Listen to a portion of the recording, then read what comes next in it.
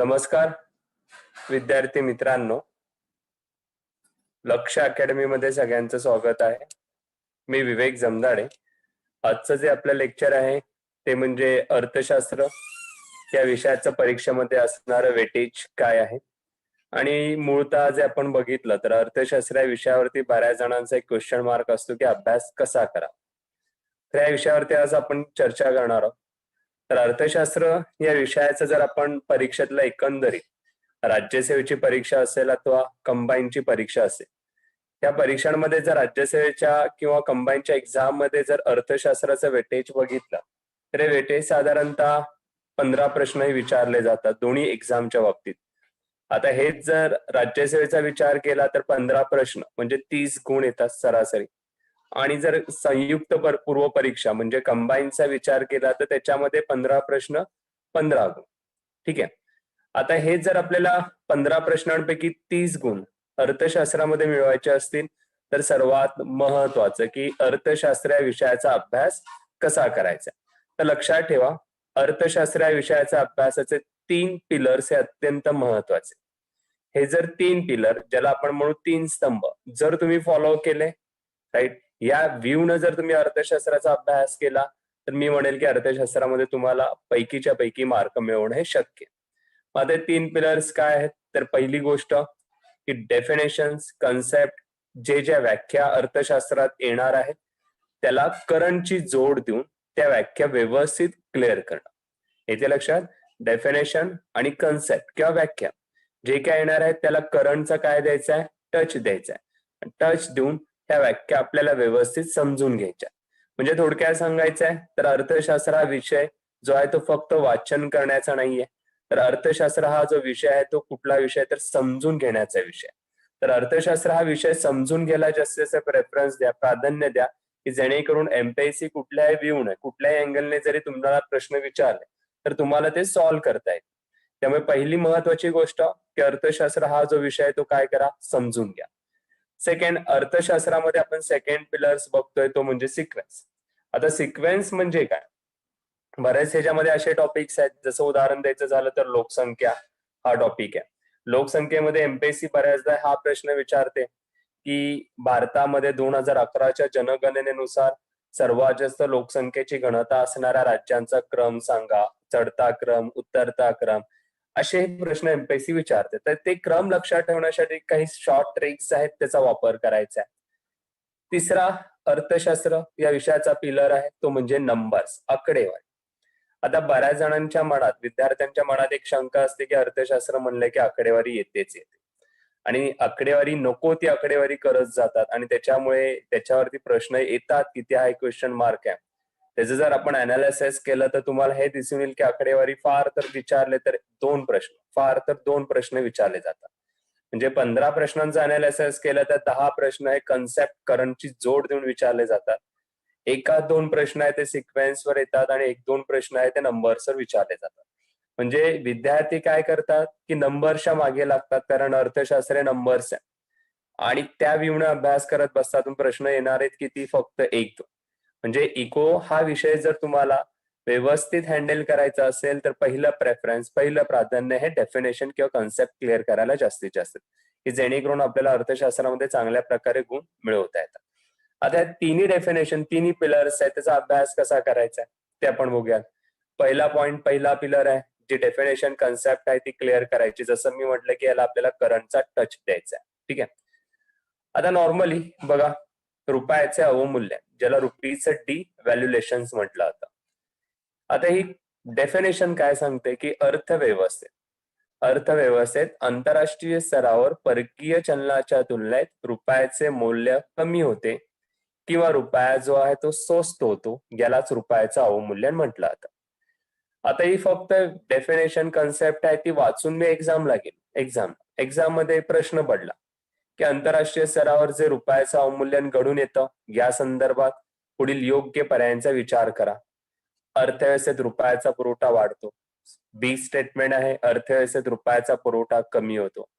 C statement आहे निर्यात वाढण्यास मदत होते. डी आहे आयातीचे प्रमाण आहे ते वाढते, म्हणजे एक्सपोर्ट इन्क्रीज होते, इम्पोर्ट इन्क्रीज होते इकॉनॉमिक्स मध्ये रुपीजचा फ्लो डिक्रीज होतो आणि इकॉनॉमिक्स मध्ये रुपीजचा फ्लो आहे तो इन्क्रीज होतो. त्याच्या खाली ऑप्शन्स ए आणि सी, बी आणि D, all of this, none of this. आता इथे हा प्रश्न पडतो, वर जर आपण डेफिनेशन बघितली तर डेफिनेशन मध्ये असे कुठलेही शब्द दिसत नाहीये की रुपयाचा पुरवठा वाढतो, रुपयाचा पुरवठा कमी होतोय, निर्यात वाढते, आयात वाढते. मग मुलांना प्रश्न काय पडतो की आपण जे एक्झाम मध्ये आपण जे बुक्स मध्ये वाचतो ते कधीच एक्झाम मध्ये विचारलं जात नाही, काहीतरी वेगळंच विचारलं जातं. पण ऍक्च्युअल हाच प्रॉब्लेम्स आहे की इको हा वाचन करण्याचा सब्जेक्ट नाहीये. इको हा समजून घेण्याचा सब्जेक्ट आहे. आता समजून घ्यायचं म्हणजे नेमकं काय करायचं? बघा, ही डेफिनेशन्स आपण वाचली. अर्थव्यवस्थेत आंतरराष्ट्रीय स्तरावर परकीय चलनाच्या तुलनेत रुपयाची जी व्हॅल्यू आहे ती डिक्रीज होते, कमी होते. रुपयाची स्वस्त होतो, यालाच रुपयाचं अवमूल्यन म्हटलं जातं. आता असं गृहीत धरू की $1 70 70, राईट? ते 70 चे झाले $90, 90 किंवा $50. तर यापैकी आपण कशाला म्हणू की 70 चे 50 झाल्यावर रुपया स्वस्त झाला म्हणू की 70 चे 90 झाल्यावर म्हणू? ठीक आहे, तर याच्यामध्ये बऱ्याच विद्यार्थ्यांचं हे उत्तर येते की 70 चे 50 झाले म्हणजे रुपया स्वस्त झाला. पण हे चुकीचं आहे. आता याच्यासमोर रुपीज हा शब्द आपण काढू आणि त्याच्यासमोर आंबे हे गृहीत धरू. $1 दिला की 70 आंबे येतात. ठीक आहे, $1 दिला की 90 आंबे येतात, $1 दिला की 50 आंबे येतात. आता समजा $1 दिल्यावर तुम्हाला 70 आंबे येत असतील तर आंबे स्वस्त केव्हा होणार आहेत? 70 चे 90 आंबे आल्यावर होणार आहेत की 70 चे 50 आल्यावर? साहजिक सगळ्यांना समजतं 70 चे 90 आंबे म्हणजे 20 आंबे एक्स्ट्रा आले म्हणजे आंबे काय झाले? स्वस्त झाले, राईट? मग रुपयाच्या बाबतीत वेगळा नियम का? रुपया सुद्धा तसाच आहे. $1 दिला की 70 रुपये येत होते, आता 70 चे 90 रुपये म्हणजे 20 रुपये एक्स्ट्रा येतात आहे म्हणजे रुपीज काय झाला? स्वस्त झाला, राईट? मग जसं आपण आंबे स्वस्त झालं तसं आपण काय बघतोय 70 चे 90 होतात म्हणजे रुपीज काय होतोय? स्वस्त होतोय. इथपर्यंत कळालं? आता बघा, आंबे मार्केटमध्ये स्वस्त केव्हा होतात?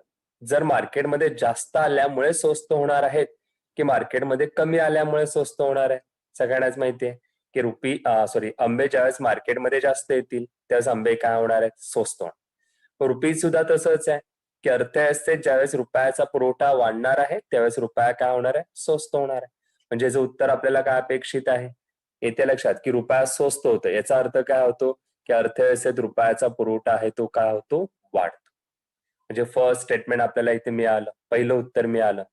डेफिनेशन मध्ये कुठे याचा उल्लेख नाही, पण स्वस्त ही डेफिनेशन्स आहे आपण समजून घेतली, अवमूल्यन हे डेफिनेशन समजून घेतली, मग आपल्याला उत्तर क्लिक होते की हा, याचं उत्तर होतं की अर्थव्यवस्थेत रुपयाचा पुरवठा हा वाढतो.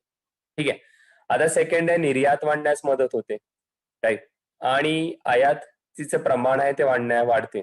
तर याच्यामध्ये बघा $1 आपण 50 रुपये पकडू, राईट? एक पेन मी एक्सपोर्ट करतोय 100 रुपयाला, म्हणजे एक्सपोर्ट करतोय म्हणजे भारतातून अमेरिकेला.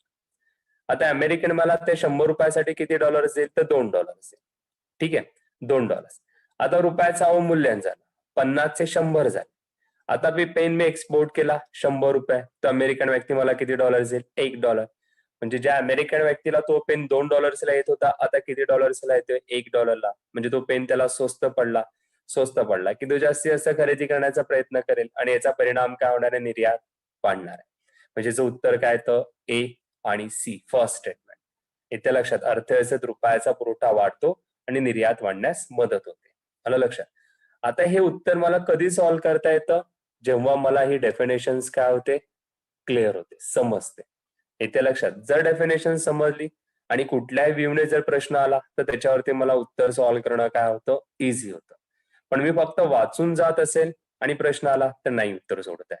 त्यामुळे फर्स्ट डेफिनेशन कन्सेप्ट जे काही इको मध्ये येणार आहे ते पहिले समजून घ्या. ठीक आहे, आता डेफिनेशन मी वाचली, समजून घेतली, समजल्यानंतर आता ही मला तिसरी स्टेप लक्षात ठेवायची. लक्षात ठेवण्यासाठी मला नको असलेले शब्द आहे ते स्किप करायचे. एकच शब्द आहे त्याला प्राधान्य द्यायचंय, ते म्हणजे रुपयाचा अवमूल्यन म्हणजे स्वस्त. झाला माझा अभ्यास. इथे लक्षात, म्हणजे मी अभ्यास कसा करतोय?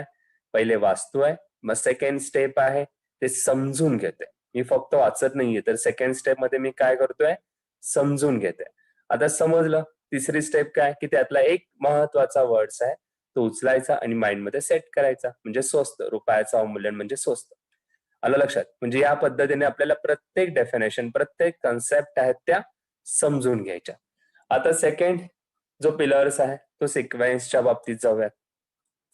2017 मध्ये एक एक्झाम्पल दिलंय की 2017 मध्ये एसबीआय मध्ये 5 बँका मर्ज करण्यात आल्या. स्टेट बँक ऑफ इंडियामध्ये मर्ज केल्या गेल्या म्हणजे एसबीआय मध्ये विलीन झाल्या. आता या बँका होत्या कुठल्या? तर state bank of Hyderabad, state bank of Mysore, state bank of Travancore, state bank of Bikaner and Jaipur, state bank of Patiala. ठीक आहे, हे 5 बँका. आता ह्या 5 बँका जर मी पाठ करत बसलो, हैदराबाद, मैसूर, त्रावणकोर, बिकानेर अँड, कितपत लक्षात राहणार आहे? 15 दिवस राहील लक्षात, महिनाभर राहील, पण नंतर 2 महिन्यांनी मला जर प्रश्न विचारला तर ब्लॅक, नाही लक्षात राहत. मला मी पर्याय काय शोधला? शॉर्ट की. शॉर्ट की म्हणजेच काय? HMT BJP. H state bank of Hyderabad, M म्हणजे state bank of Mysore, T म्हणजे state bank of Travancore, BNG म्हणजे बिकानेर अँड जयपूर, पी म्हणजे पटियाला. इथे लक्षात HMT BJP. आता वरचे जे 5 नाव आहेत ते लक्षात ठेवण्यासाठी साधा सोपा शब्द मी काय तयार केलाय? HMT BJP. या पद्धतीने मी सिक्वेन्स काय करतोय? लक्षात ठेवतो. म्हणजे अर्थव्यवस्थेत लोकसंख्येच्या बाबतीत असतील, असे करंट इश्यूच्या बाबतीत असेल, की कुठल्या बँकेमध्ये कुठल्या बँका मर्ज झाल्यात, असे कुठलेही प्रश्न असतील तर हे प्रश्न मी काय करू शकतो? शॉर्ट कीचा वापर करून जास्तीत जास्त प्रमाणात लक्षात ठेवू शकतो. आलं लक्षात? म्हणजे इथे आपल्याला हे लक्षात ठेवायचंय की जास्तीत जास्त शॉर्ट ट्रिक्स आहे, शॉर्ट ट्रिक्स, त्याचा वापर करून ह्या सिक्वेन्स किंवा क्रम आहे तो लक्षात ठेवायचा. आलं लक्षात? समजलं? त्यानंतर तिसरा जो पिलर्स आहे तो म्हणजे नंबर्सच्या बाबतीत.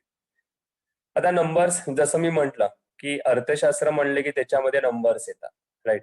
पण नंबर्स मध्ये एक महत्वाची गोष्ट लक्षात ठेवा की जे लमसम मध्ये नंबर असतात, लमसम म्हणजे उदाहरण द्यायचं झालं की पहिल्या पंचवार्षिक योजनेमध्ये डॅश इतका कोटी रुपये खर्च करण्यात आला, किंवा 2020च्या बजेटमध्ये 128 लाख कोटी रुपये खर्च करण्यात आला. अशी जी मोठी अमाऊंट असते ती एमपीएससी विचारत नाही. एमपीएससी आकडेवारीवर प्रश्न विचारताना एमपीएससीचा भर जास्तीत जास्त टक्केवारीवर असतो, पर्सेंटेजवर असतो. आलं लक्षात? त्यामुळे जिथे कुठेही तुम्हाला पर्सेंटेज मध्ये आकडेवारी दिसेल ती आकडेवारी प्रामुख्याने लक्षात ठेवण्याचा प्रयत्न करा. आणि जिथे कुठेही तुम्हाला अशी मोठी फिगर दिसेल की प्रधानमंत्री जनधन योजना असेल किंवा मनरेगा योजना, ज्याच्यावरती 2020 मध्ये 61,500 कोटी रुपयांचा खर्च केला गेला, मग अशी आकडेवारी शक्यतो एमपीसी नाही विचारत की मनरेगावर किती खर्च केला गेला. ठीक आहे, 61,500 कोटी, ही लक्षात ठेवण्याची गरज सुद्धा नाही. म्हणजे पर्सेंटेज मध्ये ते ती आकडेवारी मात्र लक्षात ठेवायची. मग पर्सेंटेज म्हणजे नेमकं काय? तर जीडीपी मधला हिस्सा आपण उदाहरण बघतोय.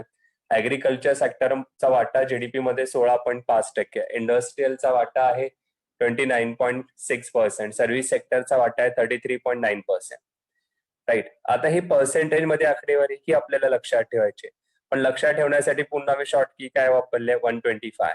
1 ऍग्रिकल्चर, 2 इंडस्ट्रियल, 5 म्हणजे सर्व्हिस सेक्टर.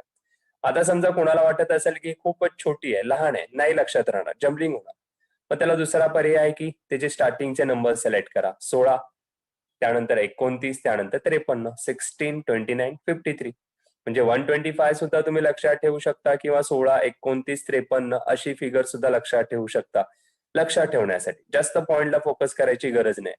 सेकंड आपण बघतोय ग्रोथ रेट, वाढीचा दर. जीडीपी 5%, ऍग्रिकल्चर 2.8 आहे, इंडस्ट्रियल 2.5, सर्व्हिस सेक्टर 6.9%. आता इथे सुद्धा पॉइंटला जास्त फोकस करायची गरज नाही. 50 to 26 झाला माझा अभ्यास. इथे लक्षात. म्हणजे मी अभ्यास करताना काय करतोय? जास्त पॉइंटला फोकस नाही करत, जास्त लमसम मध्ये जी आकडेवारी आहे ती नाही करत, त्याची टक्केवारी देतात, जे पर्सेंटेज मध्ये येतात ती आकडेवारी मला काय करायची? लक्षात ठेवायची. आलं लक्षात? त्यामुळे आकडेवारीच्या बाबतीत विद्यार्थ्यांना घाबरू नका की आकडेवारी मला सगळीच करायची आहे का, सगळीच पाठ करायची का, अजिबात. जिथे कुठेही तुम्हाला पर्सेंटेज दिसेल ती आकडेवारी प्रामुख्याने लक्षात ठेवा. आलं लक्षात? आणि त्यातही जास्त पॉइंटला फोकस करत बसू नका. एक शॉर्ट नंबर्स आहेत तो सिलेक्ट करा, तो नंबर्स लक्षात ठेवा आणि तो फॉलो करण्याचा प्रयत्न करा. साक्षरतेच्या बाबतीत बघा आता 74.04, केरला 93.91, मिझोरम 91.58 आहे, त्रिपुरा 87.75. आता ह्याच्या बाबतीत मी कसं केलंय? शॉर्ट की KMT, के म्हणजे केरला, एम म्हणजे मिझोरम, टी म्हणजे त्रिपुरा, आणि पुढे आकडेवारी कशी लक्षात ठेवल्या? 998. आलं लक्षात? म्हणजे शॉर्ट बनवलंय आणि ते माइंड मध्ये सेट करतोय. म्हणजे एमपीएससी हे नाही विचारत की तुम्ही अभ्यास कसा केला, राईट. फक्त एमपीएससीला महत्वाचं काय की समोर जो क्वेश्चन येतोय त्याला काय करायचं, सॉल्व्ह करायचं.